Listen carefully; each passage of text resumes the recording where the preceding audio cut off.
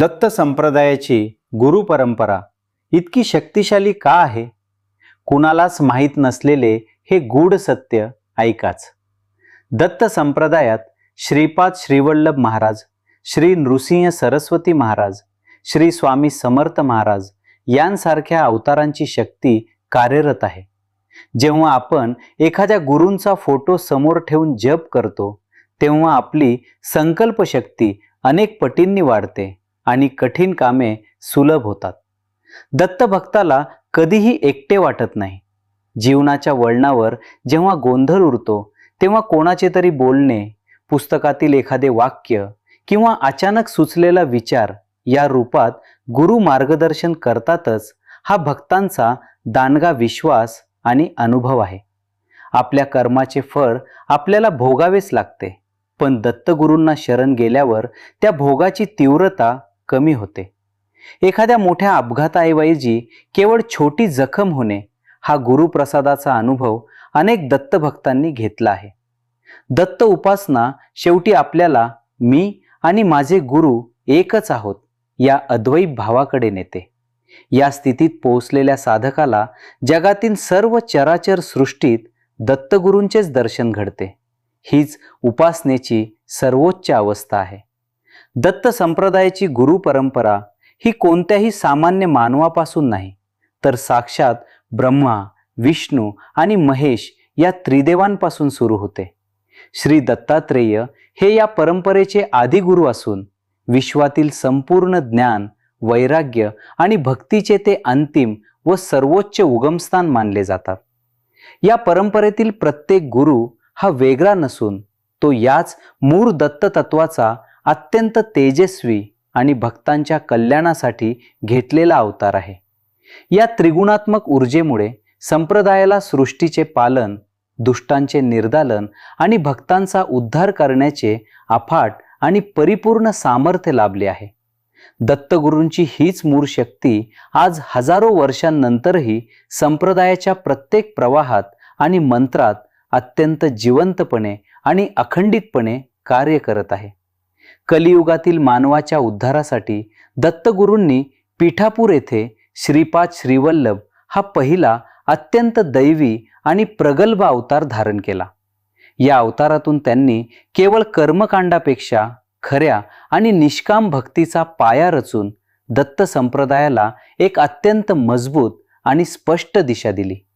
श्रीपाद प्रभूंचे सामर्थ्य इतके अफाट होते की त्यांनी कुर्मदासासारख्या भक्ताला अपंगत्वातून मुक्ती देऊन साक्षात ईश्वरी प्रेमाची प्रचिती दिली. त्यांच्या कुरुवपूर येथील गुप्त वावरामुळे आणि तपोबलामुळे आजही साधकांना ध्यानावस्थेत त्यांचे अत्यंत सात्विक आणि थेट मार्गदर्शन मिळते. या पहिल्या अवताराने भक्तांच्या मनात असा अढळ विश्वास निर्माण केला की ईश्वर भक्तासाठी कोणत्याही क्षणी धावून येऊ शकतो. श्रीपाद श्रीवल्लभांनंतर श्री नृसिंह सरस्वती महाराजांनी दुसरा अवतार घेऊन दत्त संप्रदायाचा खऱ्या अर्थाने सर्वत्र महाविस्तार आणि प्रसार केला. त्यांनी वाडी, औदुंबर आणि गाणगापूर यांसारखी अत्यंत जागृत शक्तिपीठे निर्माण करून भक्तांसाठी कर्माचे ओझे जाळणाऱ्या प्रयोगशाळाच उभ्या केल्या. संन्यास आश्रमाचे अत्यंत कडक नियम आणि पावित्र्य समाजाला शिकून त्यांनी वैदिक धर्माचे आणि परमार्थाचे खऱ्या अर्थाने रक्षण करण्याचे महान कार्य केले. आज घरोघरी वाचला जाणारा श्री गुरुचरित्र हा अमोघ ग्रंथ त्यांच्यात साक्षात लीलांचा आणि त्यांच्या प्रखर तपोबलाचा अत्यंत जिवंत असा हुंकार आहे. या अवतारामुळे दत्त संप्रदायाला एक अत्यंत शिस्तबद्ध, प्रगल्भ आणि कोणत्याही संकटावर मात करणारी अफाट आध्यात्मिक बैठक प्राप्त झाली. दत्त परंपरेतील तिसरा आणि अत्यंत लोकप्रिय अवतार म्हणजे अक्कलकोटचे परब्रह्म साक्षात श्री स्वामी समर्थ महाराज होता. भिवू नकोस, मी तुझ्या पाठीशी आहे.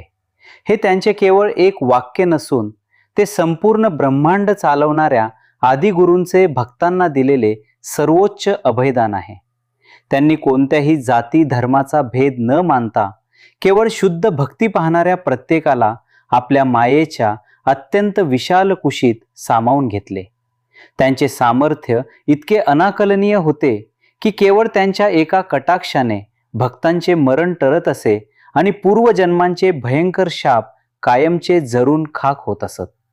स्वामींच्या या अवतारामुळे दत्त परंपरा सामान्यातील सामान्य माणसाच्या झोपडीपर्यंत पोहोचली आणि ती खऱ्या अर्थाने लोकमान्य व सर्वव्यापी झाली. दत्त संप्रदायाची ताकद केवळ अवतारांपुरती मर्यादित नाही, तर ती नवनाथ आणि नाथ संप्रदायाच्या अफाट हठयोगाशी अत्यंत घट्ट जोडलेली आहे. मच्छिंद्रनाथ आणि गोरक्षनाथ यांना साक्षात दत्तगुरूंनीच अनुग्रह देऊन नाथ संप्रदायाला सिद्धी आणि मुक्तीचा मार्ग दाखवल्याचे अनेक पुरावे आहेत. गिरनार पर्वतावरील नवनाथांची तपोभूमी आणि दत्तगुरूंचे शिखर हे या दोन महान परंपरांच्या अद्वैताचे आणि परमोच्च सामर्थ्याचे साक्षात प्रतीक आहे. या मिलाफामुळे दत्त संप्रदायात केवळ भक्तीच नाही, तर प्राणायाम, कुंडलिनी जागृती आणि कठीण योग साधनेचे अत्यंत गूढ रहस्य सामावलेले आहे. भक्ताला संसारात राहूनही योग्यासारखी विरक्ती आणि सिद्धी प्राप्त करून देण्याची ताकद या नाथ आणि दत्त यांच्या एकत्रित ऊर्जेमध्ये दडलेली आहे. दत्त परंपरेतील ज्ञान आणि शक्ती केवळ पुस्तकातून मिळत नाही, तर ती सद्गुरूंकडून शिष्याकडे अत्यंत सूक्ष्म अशा शक्तिपात प्रक्रियेतून दिली जाते. गुरुचा एक दृष्टिक्षेप, त्यांचा स्पर्श किंवा त्यांचे केवळ नामस्मरण शिष्याच्या आतील सुप्त कुंडलिनी शक्ती अत्यंत वेगाने आणि सुरक्षितपणे जागृत करते. श्री गुरुचरित्र हा ग्रंथ याच अखंडित ऊर्जेचा जिवंत दस्तऐवज आहे, ज्याचे वाचन करताना आजही तोच शक्तिपात भक्ताच्या सूक्ष्म देहात प्रवाहित होतो. हजारो वर्षांपासून चालत आलेली ही साखळी कधीही खंडित होत नाही, कारण मूळ गुरु स्वतःच अदृश्य रूपात या प्रवाहाचे कायम नियंत्रण करत असतात. या अखंडित सामर्थ्यामुळे आजचा भक्तही थेट आदिगुरु दत्तात्रेयांशी जोडला जातो आणि त्याला या महान परंपरेचा अत्यंत प्रबळ आधार मिळतो.